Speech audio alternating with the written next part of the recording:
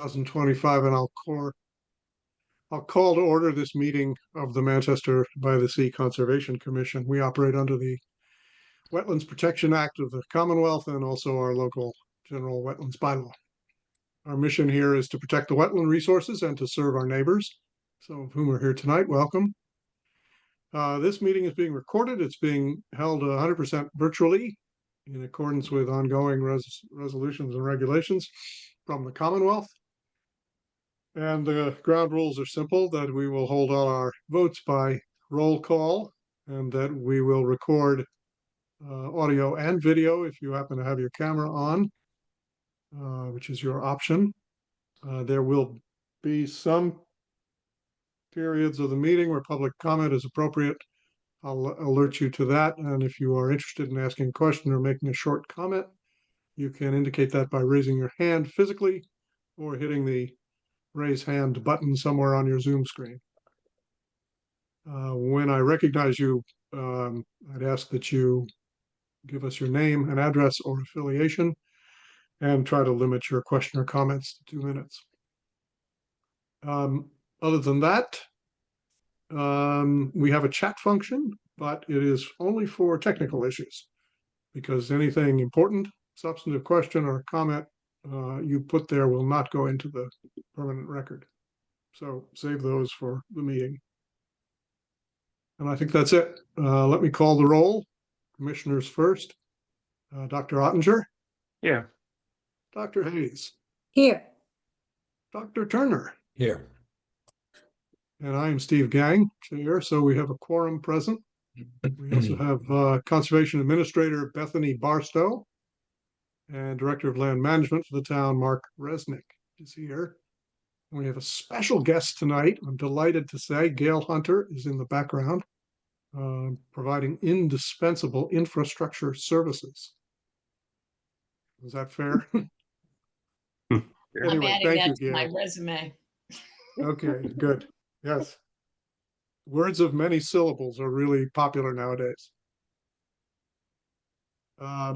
So we can begin. I'll call to order and bring us into public meeting for notice of intent continued from previous meetings at 44 Norwood Avenue, Mass DEP file 390937, map 50, lot 21. The applicant is Nicholas Stengel.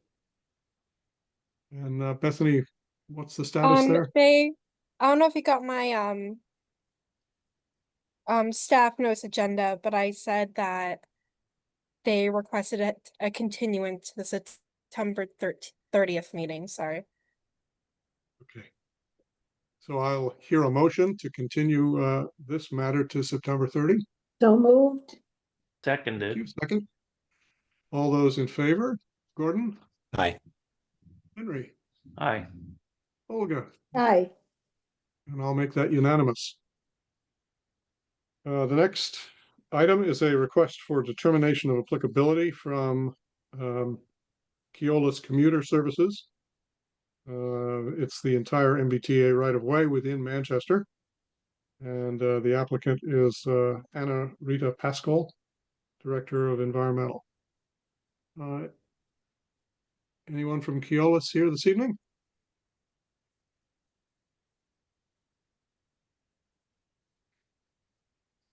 Well, let's hold that back and talk about the next RDA, which is for 121 Beach Street, installation of a bench on the top of the wall at Singing Beach from the Manchester Parks and Recreation Department, Cheryl Marshall, Director. This will be map 17, lot 24, local number, I don't know, something. We'll put it in the minutes when we publish. Anyone here for Parks and Rec? Doesn't look like it, but I can speak to it. It's just another bench at Singing Beach. There's room. I think it's replacement of one of the old benches.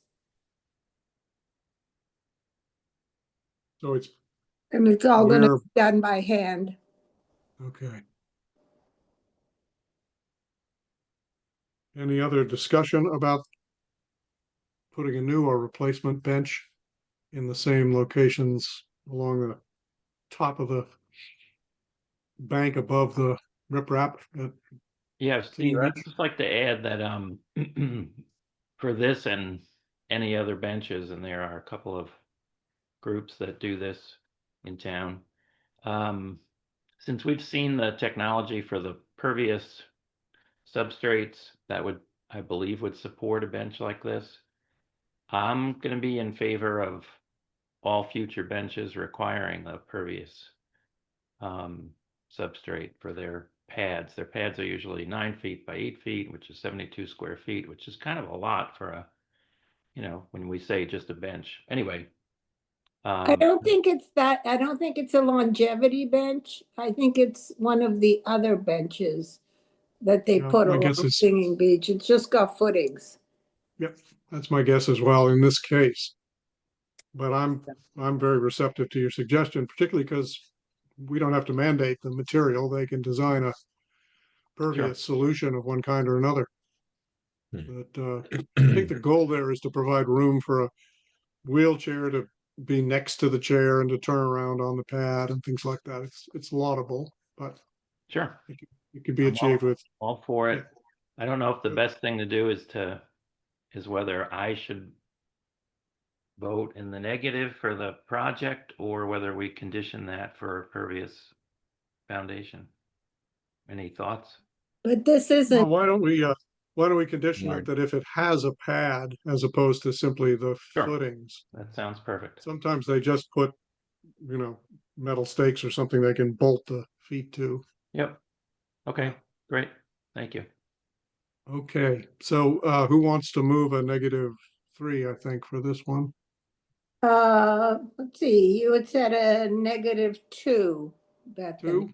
Okay, Yes. That's- I'll Yes, move that we that's right. issue a -2 determination for this bench installation at Singing Beach. Second. with the condition that if there's a pad involved, it be pervious. Yep. Seconded. All right, all those in favor? Olga, Aye. Henry, Aye. Gordon, Aye. and I'm an aye as well. That's unanimous. Let's ask again for a Keolis representative. Usually they come in groups of 6 or 8 when they're working on the crossing right by our house, so. I told him it was September 9th, so That would be today. Well, we have some people in the waiting room. Maybe one of them is from Keolis. Yeah. Hang on a second here. one of them is the.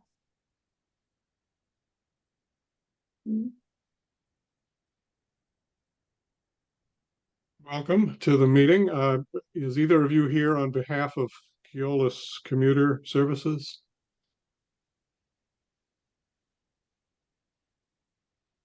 It would appear not.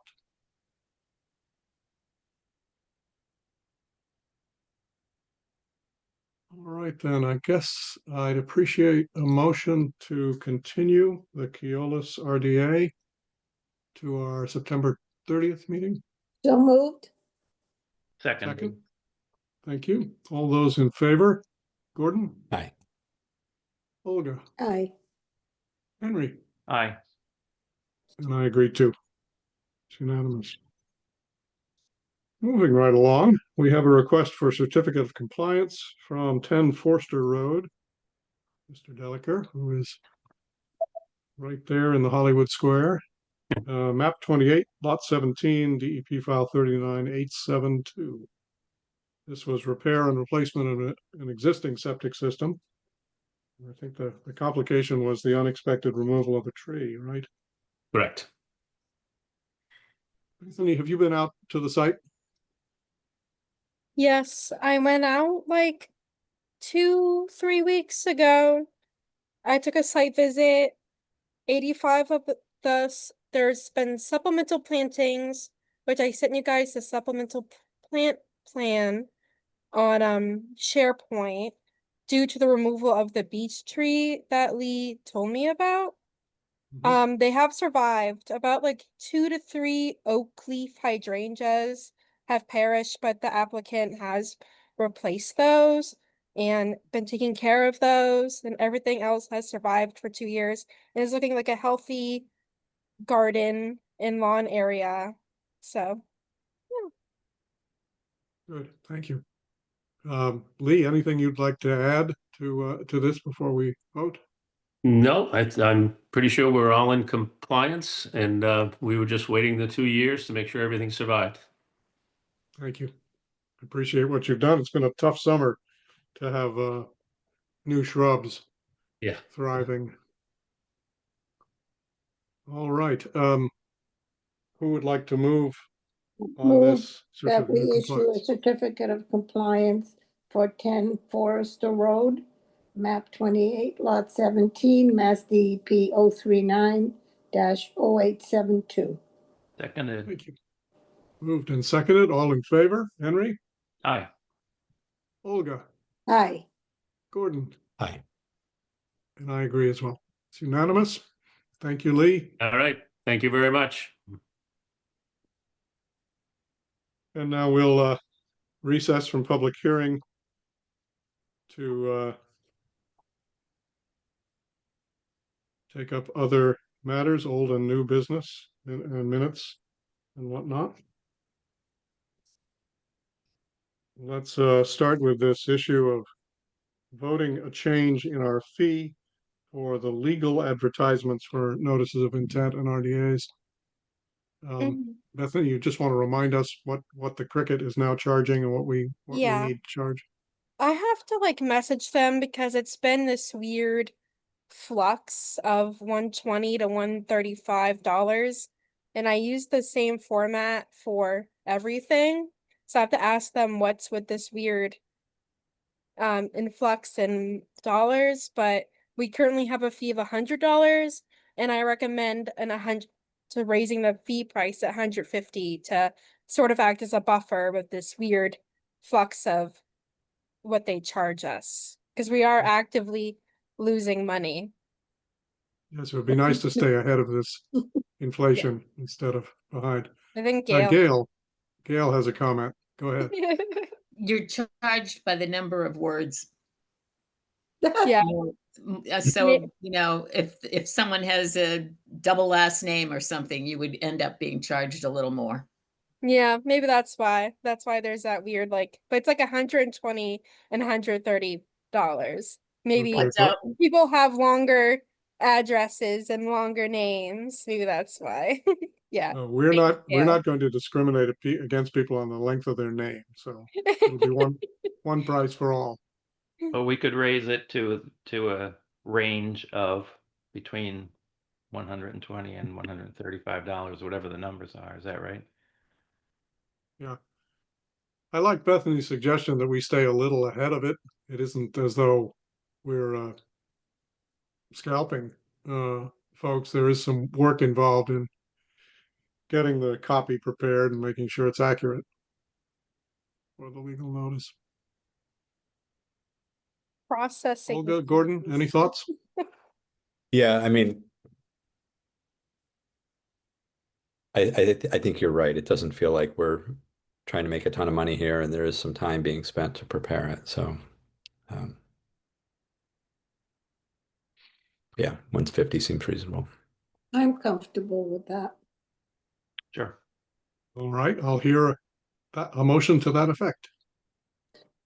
I will move that we raise the fee for the newspaper fees to $150. Seconded. Excellent.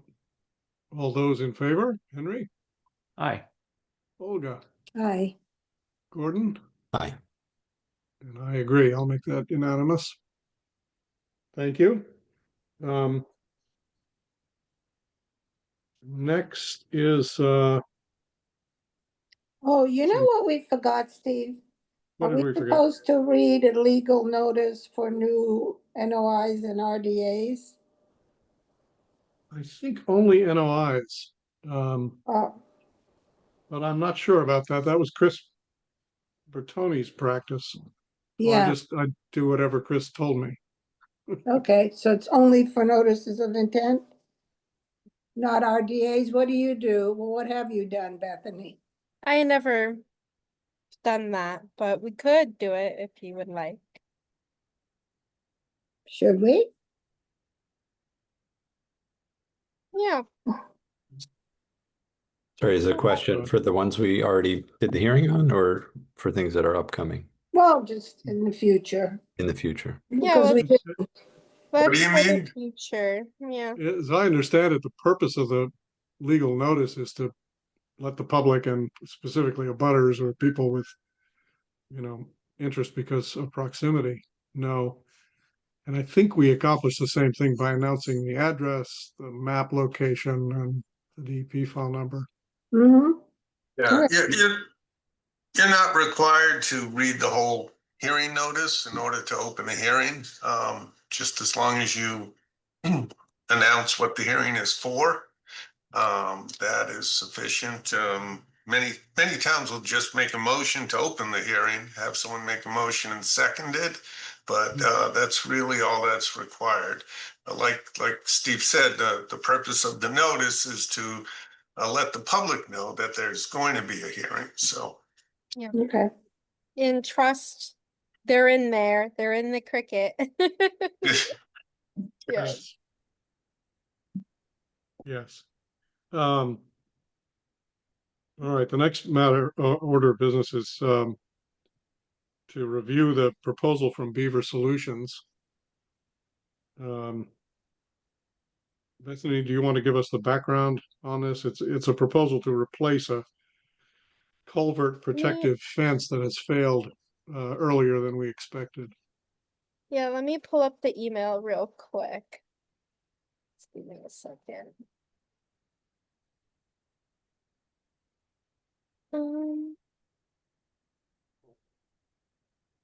Just a second. I think I have it here.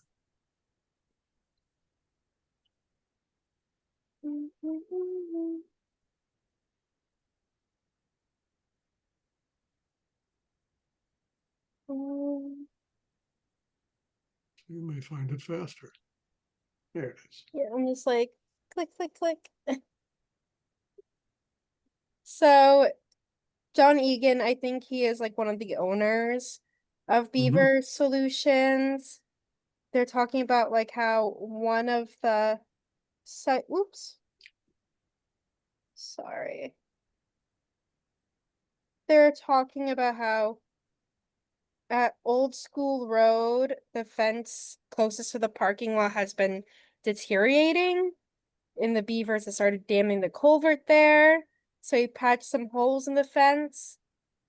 And he called me again today, tell me he's very concerned about this fence and that they want to do a different type of deceiver there.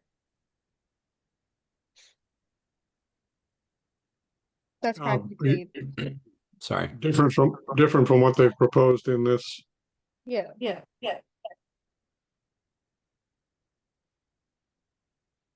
Is this the Okay. one that was just installed last year or is this an older one? No, this is an older one. It's the first one you'd come across as you go past the gate at the Wilderness Conservation Area and head down toward the boardwalk. There's a couple of culverts, one main one, and the first one you come to is a fairly small one, but it Mhm. has beaver preventers on protective fences on both sides. Mhm. Did you give us a price? Yes, he proposed $2,400 to install a new culvert protective fence, $500 to remove and demolish and dispose of the old fence. He waived a site assessment fee of $275 and gave us a 10% discount. So the net of all of that is $2,600.60. $2,660, no cents. Well, sounds like, again, we don't have a choice. These beavers are being a problem. Yeah, they're clearly plentiful there, and he's found that out.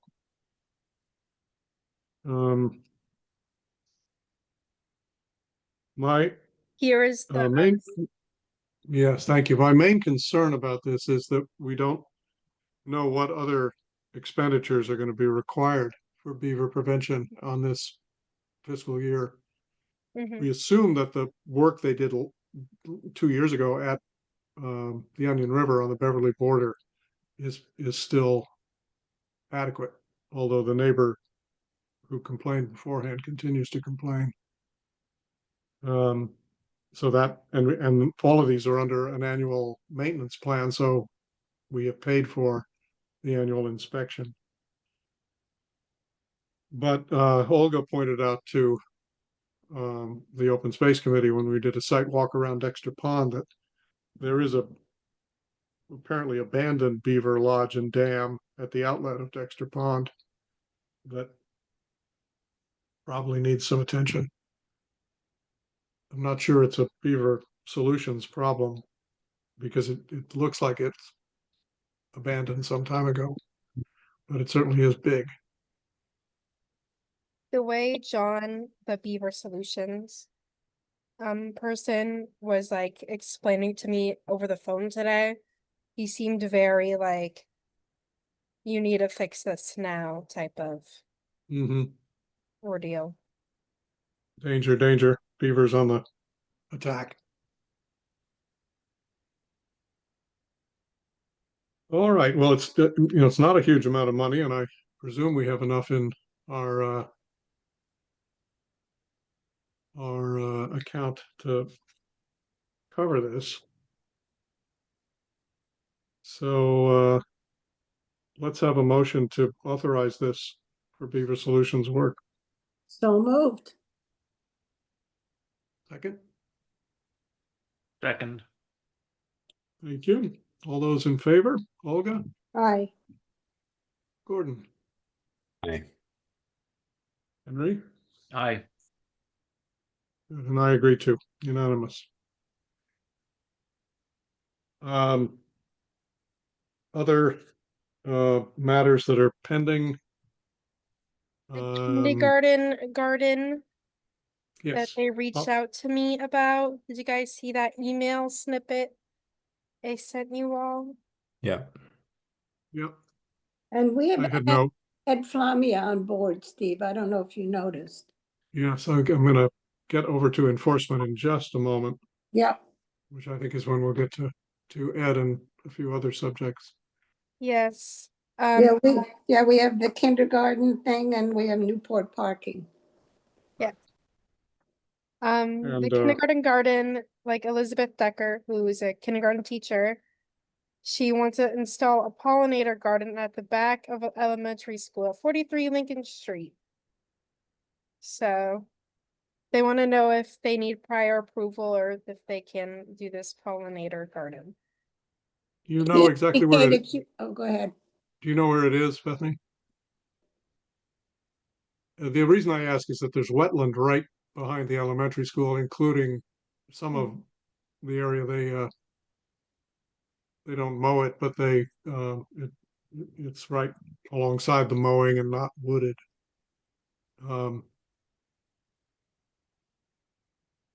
So I'm kind of sensitive to where they actually put it.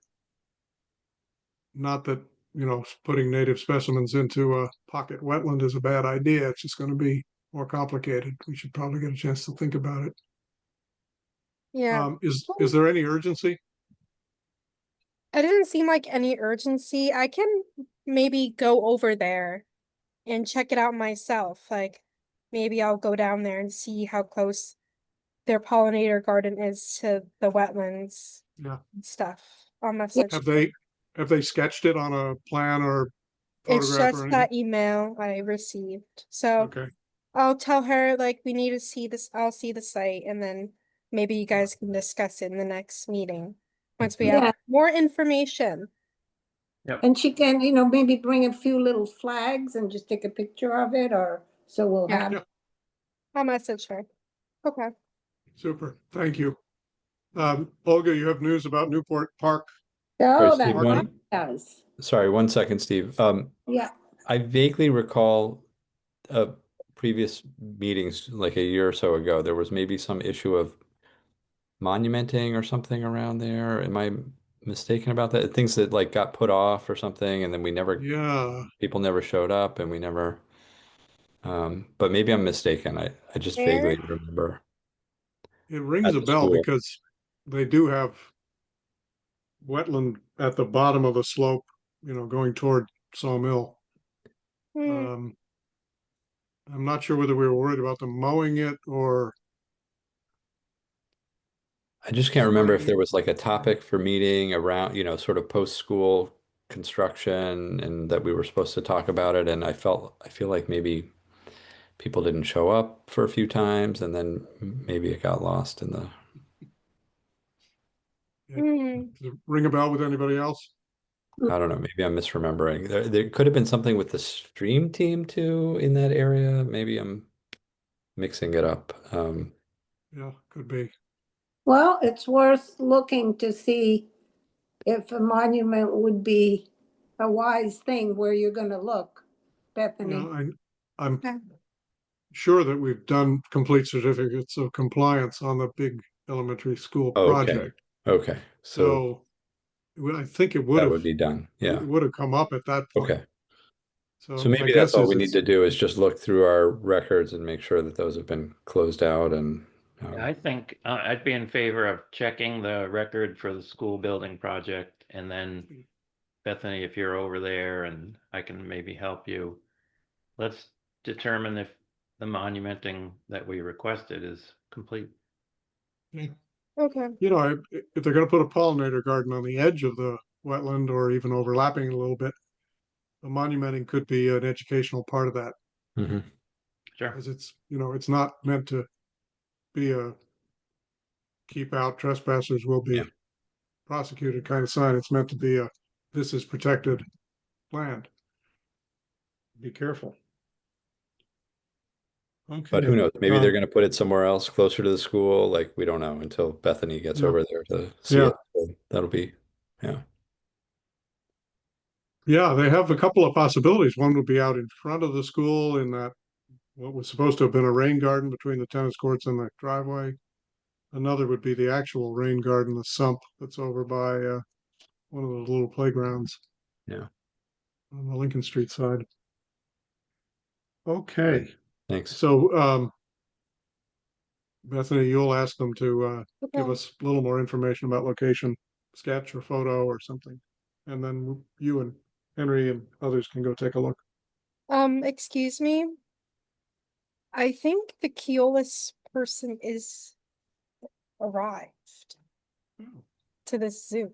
I'm so sorry. I thought the meeting was at 7. I'm sorry, everyone. Did you open that hearing?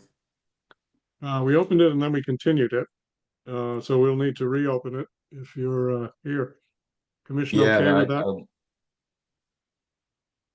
Yep. Sure. Yeah. Okay, with no objection, let me move, we reopen the hearing on the RDA from Keolis Commuter Services. Is there any objection? Nope. Hearing none.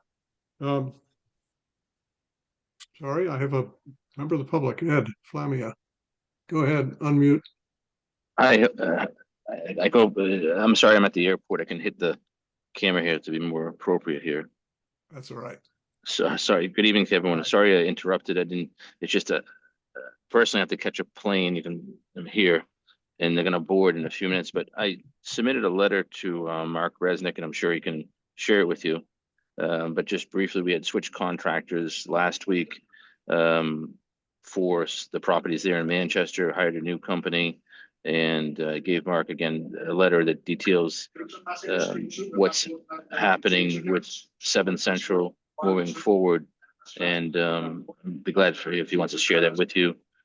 I will file a letter of intent next week, but I hope to close the exterior of all 7th Central first week of October. And again, Mark, if you want to share the letter with them, that'd be fine. So I can put it on mute again here.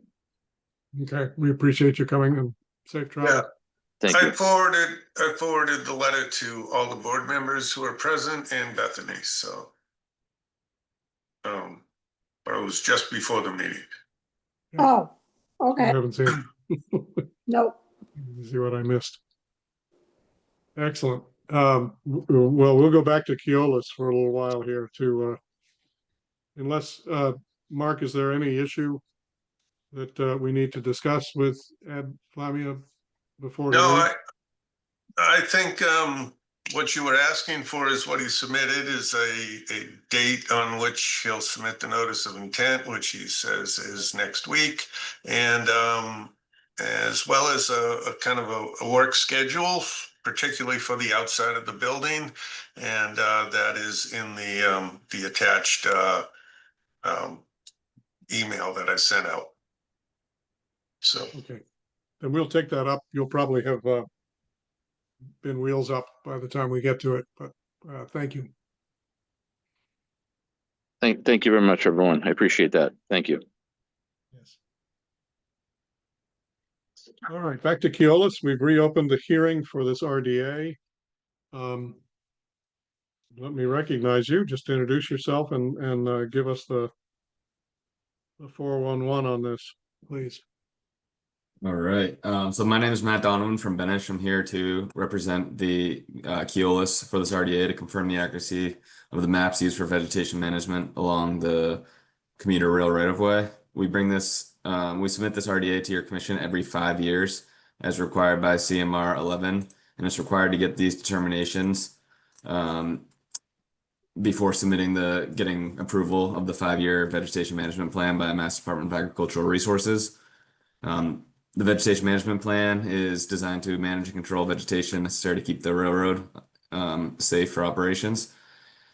Regulations are in place to keep the sensitive areas protected throughout the duration of the plan, and these sensitive area restrictions can be found in CMR 11.04, and that's what the maps are made to be in accordance with, as you can see with the blue and the yellow markings on the tracks to designate the different zones.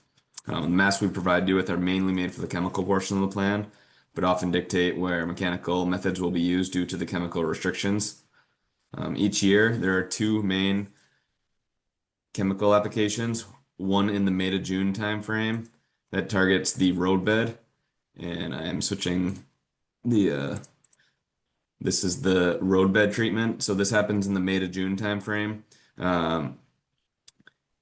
Targets the roadbed. In the August-September timeframe, there's a program that targets the brush and the areas adjacent to the roadbed that sprays further away from the tracks than what you're seeing now. In the blue and the yellow zones, it will never receive the brush program adjacent to the track. It will only receive this roadbed program that you see on the screen. So that's what I'll focus on as it's what happens in these sensitive areas of your jurisdiction. But if you do have questions about the brush application further away from the track, I'd be happy to answer those as well. It's also done by an on-track vehicle, but sprays further out. So the roadbed application is performed by the spray truck. It has nozzles about 18 inches above the ground, spraying the solution directly down onto the track. It has the arms, as you can see, where it's spraying the solution onto the shoulder of the track up to 12 feet from the center line of the track. There's a certified applicator in the truck, accompanied by an environmental monitor, familiar with the site conditions and equipped with these maps, instructing the operator as necessary. The operator has the ability to turn off all the nozzles with the flip of a switch, or in many cases, just the side nozzles where it's targeting that shoulder, where it may be getting closer to the buffer zones of the sensitive areas. For pretty much the extent of the track, they'll be spraying directly down onto these ties. In the yellow zones, they will always shut off the side nozzles where it's targeting the shoulders, where it may be getting closer Matt, to the buffer the zone. operator know when they're in a yellow zone? So there are these maps. Yeah. These I've got maps that in front of me, correspond to markings in the field. So if you see where you see it goes from blue to yellow and blue to no designation, there are marks in the field that correspond to these markings that you're seeing on the maps. So they'll know they're coming up on it from the maps, and just from it's the same operator for years and years now, so they're pretty familiar. But they'll actually see the markings on the ties, and we did, in preparation for this RDA, we did go update the markings. They'll get scuffed up and sometimes go missing, but we went out in preparation for this RDA and made sure they were all in place in the field. Great, thank you. Yes. So the blue zones will receive the full roadbed treatment at a 1-year interval, and dark blue zones will receive, I'm not sure if you have any, I think you did have one dark blue zone. That's more of like a DEP zone or a water supply zone that receives the full roadbed treatment at a 2-year interval. And that's all in conformance with the regulations. In these blue and yellow zones, due to the chemical restrictions, more effort is put into controlling the vegetation with mechanical measures. The chemicals each year always come from the approved sensitive area material list made specifically for right-of-ways, and that's provided by Mass DAR. They do research in what materials to use, and we do include the exact mixture in the yearly operational plan every year to your commission via certified mail, as well as the Board of Health and DAR and others. We are seeking a positive 2A determination as well as a positive 2A determination to confirm the maps, as well as a negative determination for the work that's included in the vegetation management plan. I believe the last go around, your commission issued a -2 and 3. But we get everything from -2, 3, and 5. So the -2 and 3 states that the work is presumed not to alter the area subject to protection, which is stated in the CMR 11 preface. So that's everything from me. I would be happy to answer any questions that the commission may have, Thank you. and address any concerns. Henry, you have questions? Sounds like it's exactly what we've had in the past. Yeah, the vegetation management plan didn't change. I mean, we just submitted it to the state. It was just like updating the timeline and everything. Nothing substantial has changed with the work or the markings. I have a question. On the map you have on the screen, is that an example of the dark blue zone in between the light blue and the yellow? This is a dark blue zone on the right side where the page cutoff to page 3 is. You see a little dark blue. Yeah, it's black. Yeah. This is a light blue. This is just a regular blue zone. Okay, what's the rest in between? Is that just This stripes? is in the field. This is white zone, but as you can see, our markings. I've never liked these markings because it's just track. That's a white zone where there's no restrictions due to the no proximity to any sensitive areas. Right. So in that area, the only Yes, the is into a depression there. yeah. Yeah. But for the most part, your town has a lot of restrictions, so there won't be much brush program adjacent to the tracks. That'll just be done as needed with mechanical measures in the areas adjacent to the track. What chemicals do you use? So I can show you the exact chemicals that were used last year. It's I know Milestone is one of them.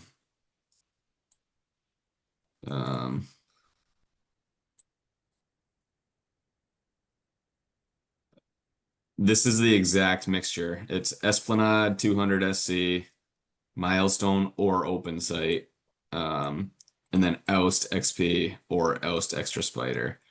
This is the roadbed. It's a mixture of these. They do switch it up very slightly each year, and from what I understand from the applicator is the weeds, the vegetation will build up a resistance if you use the same. So that's not I know these are all from the right-of-way approved sensitive area material list, but I don't know the exact difference in all these as far as like the resistance from the vegetation and all that. But we do provide this. This is from the yearly operational plan that we're required to send to your commission every year via certified mail. Okay. And is anybody in the commission familiar with any of these herbicides? No, and Matt, do you think the chemical names are in the narrative or just the product name? It's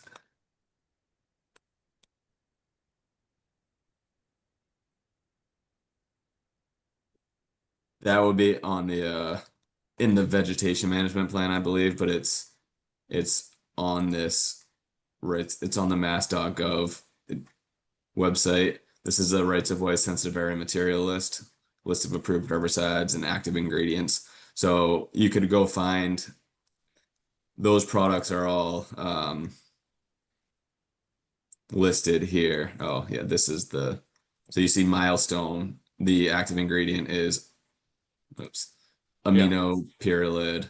Open site is the same thing, and then I think they typically don't use any glyphosate, although there are a lot of products that Massachusetts allows.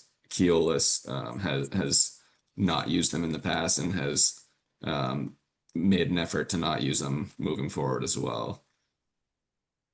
So yeah, this is referenced, and I believe this is in our vegetation management plan as well, just kind of copied over. Steve, I think it's certainly a show of good faith to use the state-sponsored sensitive area materials list. And I think And to stay away from the glyphosates. David Lumsden would be extremely pleased to know there's no glyphosate being used. Yeah, exactly. Yeah, until such time as science thoroughly examines the others. Yep. Yep. All right, well, the casual inspection of the what's blue and what's yellow raised a host of questions about why sometimes when you're spraying in a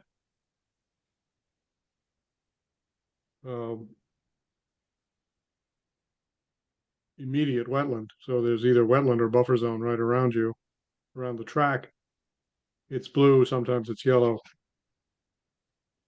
Can we assume that Mass DEP has been through all of these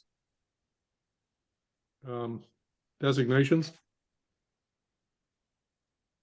and approved them? What do you mean? What do you mean by that? The yellow, the blue, the light blue, and the no spray. What do you mean by have they gone through the designations? You say that these are done in accordance with the whole vegetation management plan is in accordance with regulations.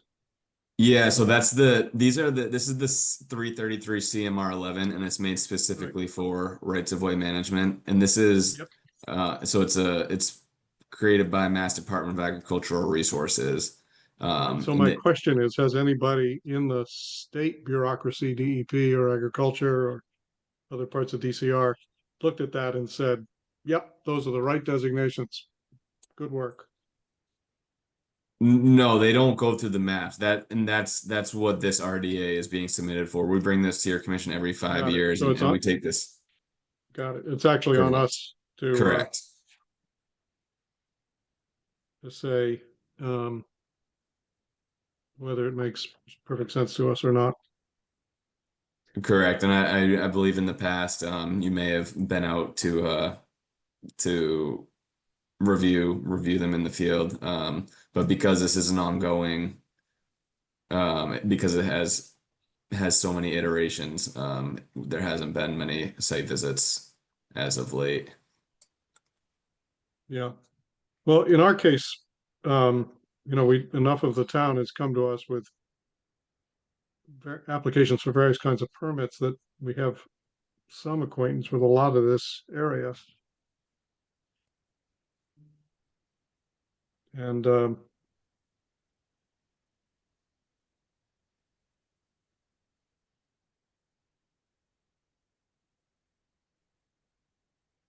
mean, can you explain, for instance, on page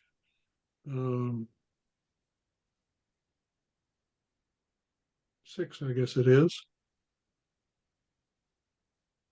Why it is yellow, meaning no spray, where the wetland is close by on the right-hand side of the page, and also where the wetland is not close by on the left-hand side of the page. So it has been standard to use these Mass DEP wetland layers, and for us to go out in the field and also make the maps based on. And it's funny you say that, because this was a specific requirement. I believe her name I think was that may have been us, because we had permitted that property that abuts the railroad, and we knew there I was think an I think intermittent so. So stream I there. think this was new markings as of 2020 when we brought this to your commission. And it's funny, I remember that, but that's specifically this area. So I think we made these overly conservative, or we agreed to make the changes to protect that area or offer extra protection.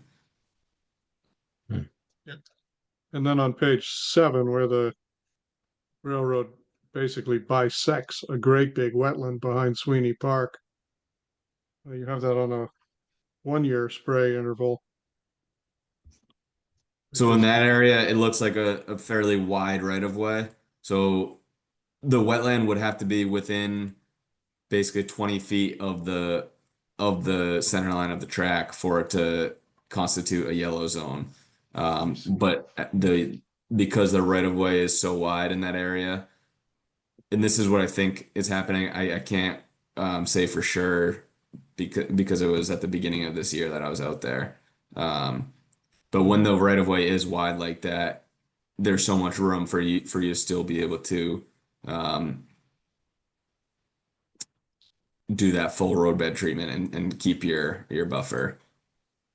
Like this would be an area, if this was a wetland here, which it's not because they're spraying. If this woods line, say that was a wetland, they would be turning the outside nozzles off and just be spraying directly down on the track. But this is just a wooded area, and they're just maintaining that right of way like that. Did I understand you that they turn off the side nozzles in the yellow zones, Yes, they will always turn off those side nozzles in the yellow zones. but not in the And blue zones? not in the blue zones unless they use extra caution in the blue zones. If there's any like standing water in the ditches or which there's typically not, because they purposely do this in dry times a year. But they are using extra caution to be ready to flip that switch off. Okay. Well, I've been hogging the microphone. Any other questions? Olga, Gordon, Henry? No, I'm good. I'm sorry, I missed Henry's the answer to Henry's question. I think he was asking, like, how does the operator know when he's hitting a blue zone or a yellow zone? What did you say was the method that they are using for that? There are markings on the tracks that correspond to the markings on the map. So there are blue and yellow markings on the tracks. So it's clear for them. All right, thank you. All right, commission Again, ready to vote? Any we will be public comment? Sorry, go ahead. I was just going to say, again, we are seeking a positive 2A as well as the negative determination for this. Thanks for the reminder. Yep. I'm Sorry to interrupt. hearing no public comment. Is the commission ready to vote? Yep. Let's have a motion. This would be first a positive 2A for the delineations or designations, I should say. Do we do them separately? There's actually no need to. We can put them together. So it'd be a positive 2A, negative 2, and negative 3 to cover. I'll move that. I think, sorry, Bethany had maybe recommended a positive 2A and a negative 5. Like yeah, I forgot a negative. I know it's a positive 2A and then a negative. I think it is a negative 2 because it's like won't alter, so it's a positive 2A, what I recommend. Negative 2, 3, and then 5, which includes our bylaw. That's a very common Okay. Done. determination I'll for go. this. All It's right, your I'll motion. move on that. Is there a second? Second. Thank you. All in favor, Henry, Aye. Olga, Aye. Gordon, Hi. and it's unanimous. I am an aye. Thanks, Matt. Thank you, everyone. So sorry about that. I was confused. Have a All great right. night, though. We'll see you in 5 years. Yes, sounds good. Bye. Okay. The other matters that I know of are real quick. One of them is parking at Newport Park. Anything to update there? Mark, Yes, I believe Bethany shared everything with you, that there was a little plan put together for the extra parking at Newport Park, right near the circle. And then, that would be 3 spaces. As shown on the plan, about half of those spaces are on Conservation Commission property and fairly close, within your jurisdiction to the wetland. But it doesn't require any land clearing or significant vegetation. It's mostly cleared. There's a few little scrubby bushes and one small tree there. So it seemed like the most reasonable place to add some parking spaces. And then by creating those spaces, that would allow the housing authority to allow the spaces closest to the entrance to Powder House Hill to be available for people who want to hike and walk the trails. So before we spend some money to develop some plans in order to receive your permission on a notice of intent filing. I want to, although you can't quote approve the actual the plan today, unless of course you really want to, at least get your endorsement of the concept before we engage the wetlands person to prepare. Oh, there we go. To prepare the plans, because half of this is on your property. So That vertical line up and down in the middle is the property line. that's Okay. correct. Hmm. Yes. And the circle just appearing on the left-hand side is the vegetated kind of garden in the center of the turnaround at the end of the driveway. Yes. So those 3 would be the 3 new spaces, and they're made possible largely, I believe, because for decades, the plows have been pushing soil and snow and debris into that area and have essentially filled the wetland over time. Apparently enough so that you can build parking spaces there that'll be stable without needing to put in retaining structures. Any questions about this? I think Just all we're wanted to looking for. say, Yes, Bethany. sorry guys, I froze Gordon when I was answering your question, but I'm back. Hello. Glad you're back. so All you're looking for at this stage is a temperature reading on this. Yeah, well, I would want to make sure you're supportive of the concept. You're not approving the construction, but I want to make sure you're supportive of these spaces being there so that we can then develop the plans to file for the approval. Because whereas this is on Conservation Commission property, and again, this will be the net also spending some money with town council, because to determine whether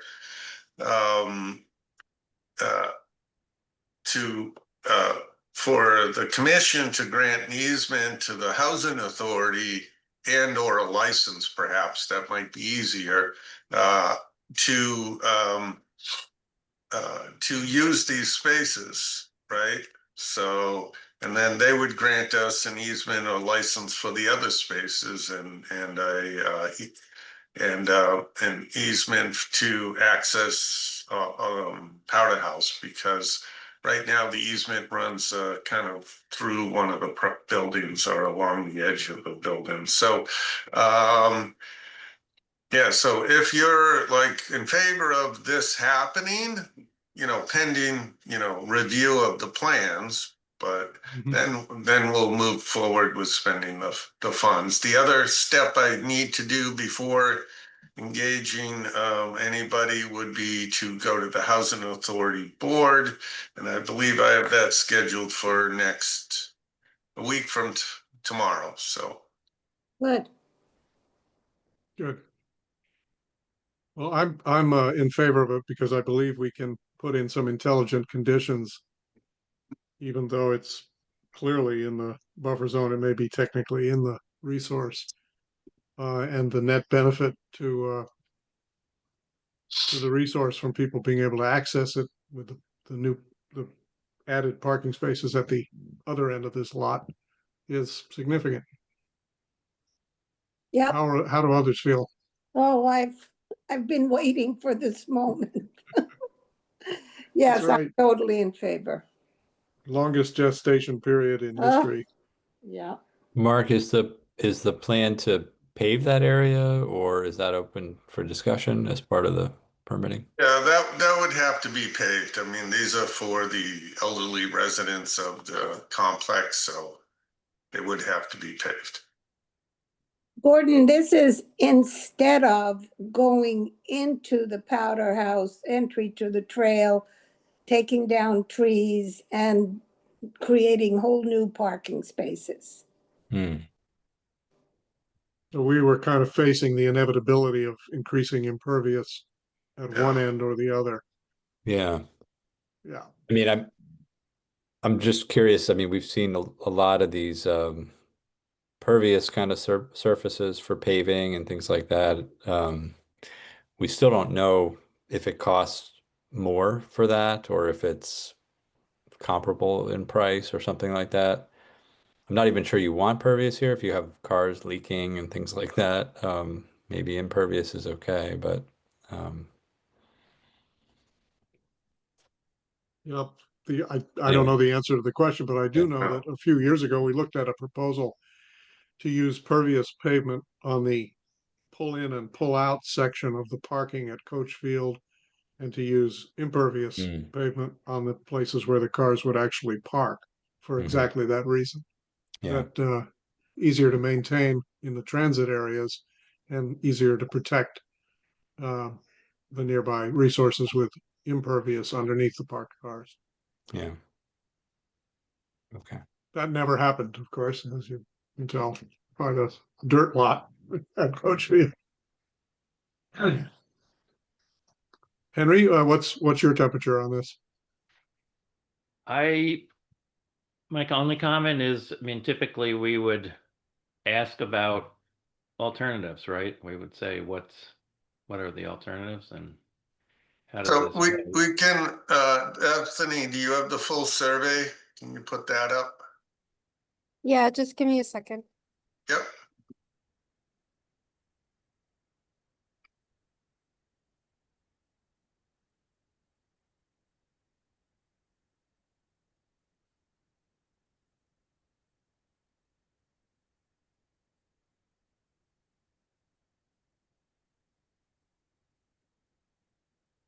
So so if you look to, yeah, that's fine, Bethan. If you Okay. look to you see where the circle is right in the middle and then go to the right. So that was an area that is where the entrance to Powder House is.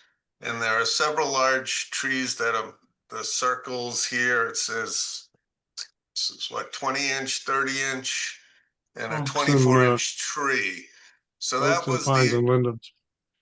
right. So that was the original first location, was where those trees are. And as you can see, that is like literally right up against the wetland flagging.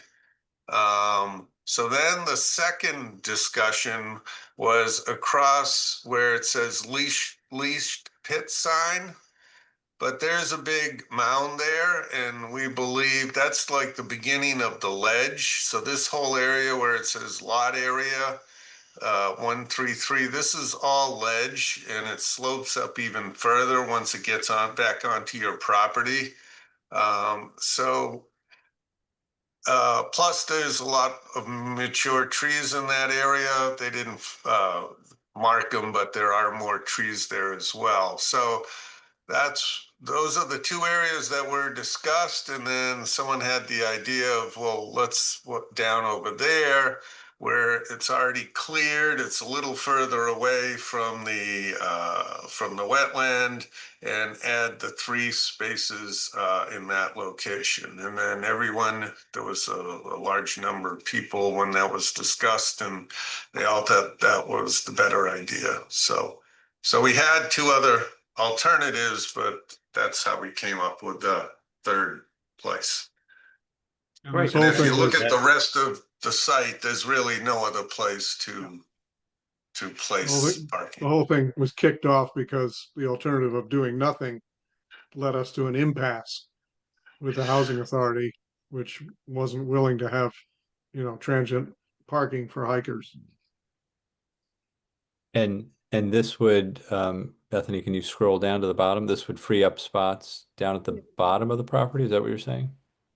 No, Oh, there is no place to add spaces anywhere else, which is why no, where would the trailhead parking be? You were saying it would open up. it's the existing 3 spaces that The right are edge. Oh, right. right at the edge where the Where it says Bethany's zone, cursor is. zone Okay. of no disturb zone. Okay. Thank you. Have That you cl- been in there, Gordon? Because I'd be Yeah. happy to meet you. Yeah, no, I've walked back there before. I thought he was referring to some spots down near Pine Street or something that would open up, and I didn't see how that would happen because it was a long distance away, but that makes more sense. So it sounds like the commission's in principle is all for it, Mark. Yep. Excellent. Okay. Very good. Thank you, Mark. Okay, thank you. Couple of other actual quicker items. One is that I initiated a discussion with MECT about some kind of collaboration around creating some parking spaces and better trail access at the end of Crooked Lane. Remember, we have this CPC money we intend to spend before the fiscal year is over. They're taking that to their board and exploring whether they would want to kind of share that with us or just give us permission to do some work. We realize we don't have enough money to really do what needs doing on the carriage road that starts at that point, but we could certainly make it possible for people to park more easily. And because it's MECT land, we might be able to do it more smoothly than through a municipal contract, which of course has all kinds of restrictions and rules.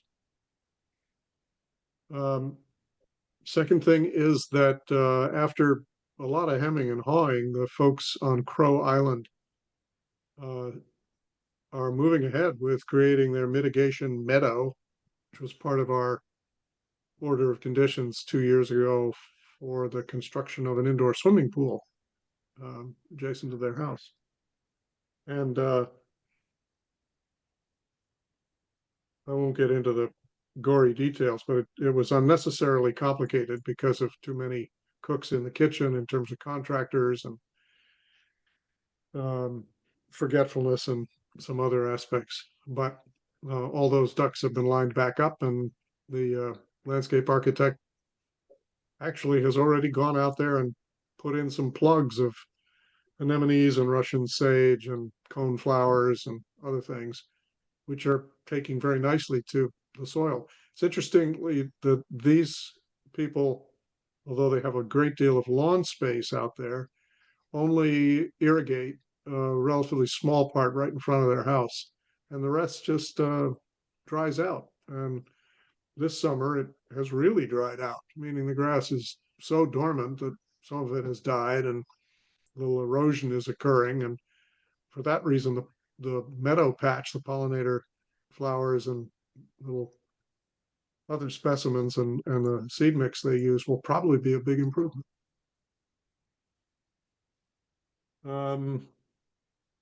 And quick update on Gordon College.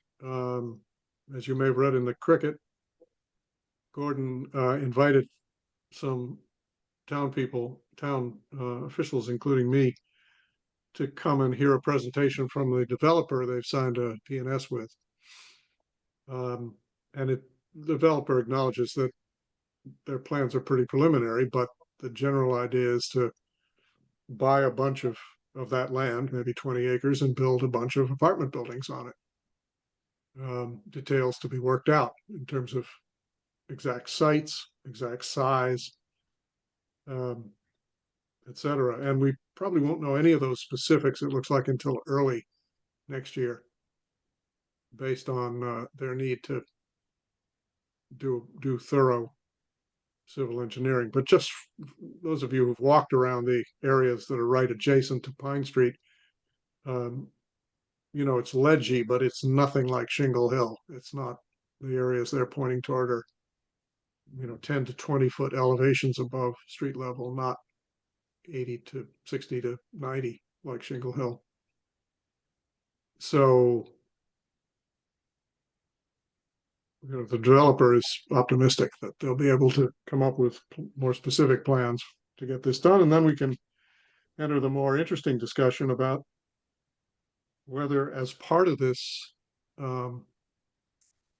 development project, we can get protections on the watershed and wetlands that really constitute 80% of that property. So stay tuned. That would be good. It would be good. We've been talking about that with Gordon for decades. That's another one. Yep, and they've always been very receptive, but totally non-committal and unwilling to do anything. Obviously, because they would like to realize a nice chunk of money for this land, and now they seem to have a plan to do that. Steve, I wasn't clear from the writings in the Cricket, but is Gordon College proposing to put these restrictions in place in exchange for, like, it just seemed like they were going to sell to this developer and Yep. I mean, this may all be Or it's done. negotiating position, Gordon, who knows? You know, developers stand up and present beautiful pictures and are very sincere about their intentions, and you know that everything is negotiable with them. So, I guess what I'm what trying they to have- clarify is it the Yeah, what they've developer that's told us offering to is- put conservation restrictions? in no, place? what they've told us is it's a sale of a small fraction of that property Mhm, for the construction of apartment buildings. mhm. End of story. And because it's zoned LCD and they have no desire to go to town meeting and try to convince the town to change the zoning, it's more likely to be a 40B.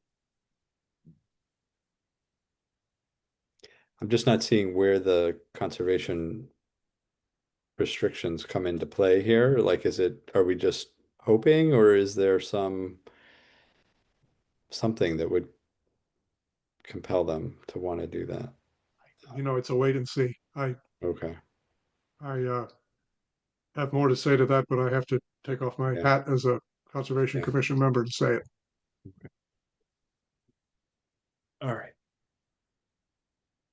And anything else? Any other new or old business? Minutes. Or we get to The minutes? Let's minutes get to to the minutes. review. We Yes, have first Gail's July. waiting. We I have, couldn't find the 1st of July. In the They're show. all in there. I know, but I couldn't find it. At least I got Sorry. it there now. So I'll just vote with you guys on that one. hilarious. I had them open a minute ago and now I've lost them. I made the folder orange to signify fall. Yeah, no, I meant I had them open on my desktop here, but they have remarkably vanished. All right, did one of you close my files? Can't do that on Zoom, can you? No. Back to basics. The first one is July 1st, right? Yes.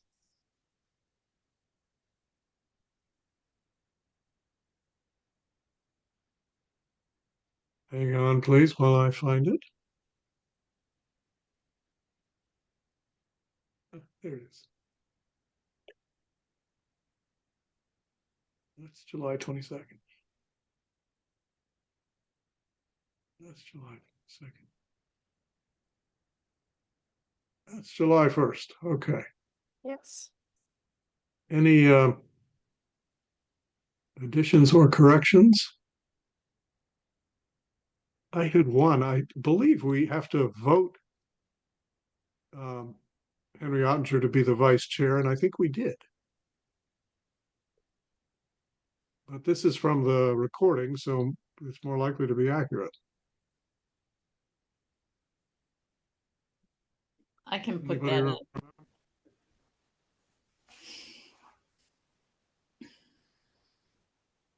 Well, just, in the belt and suspenders principle, Yep. let me move. We elect Dr. Henry Ottinger to be vice chair of the Concom for his term.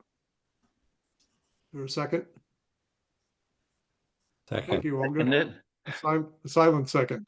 Even Second, though I would Sorry. not look to be a member of a commission that would have me as a vice chair. Mhm. Yeah, thank you, Woody. All those in favor, Olga, aye. Gordon, Aye. Henry, Aye.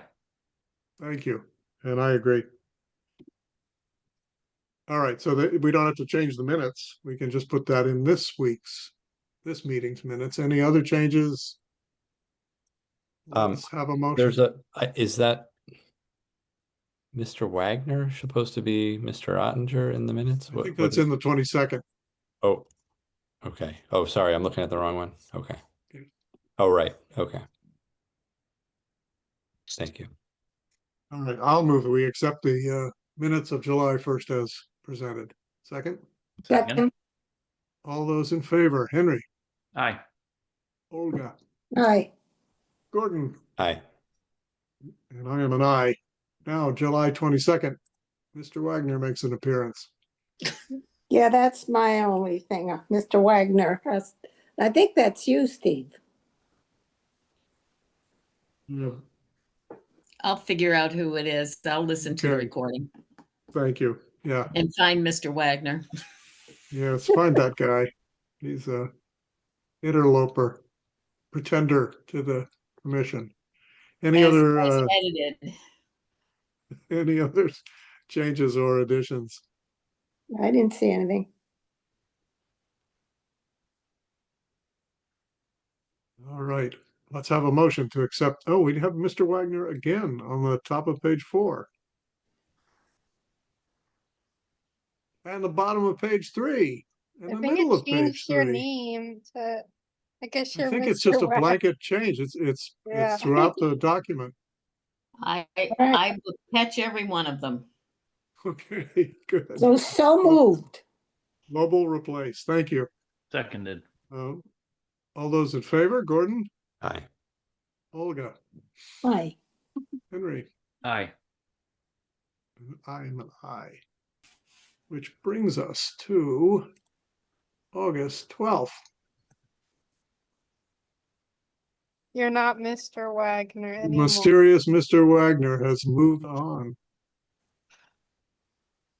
So on that one, on the 812, on the Reed Park, on page 2, the last paragraph, Mr. Ottinger seconded the motion rather than Marion. Oh, yes, it looks like he's seconding a moron. A moron or a morion? What'd you I think call it's it? a new subatomic particle, a morion. It's very slow and kind of aimless. Yeah, no morons.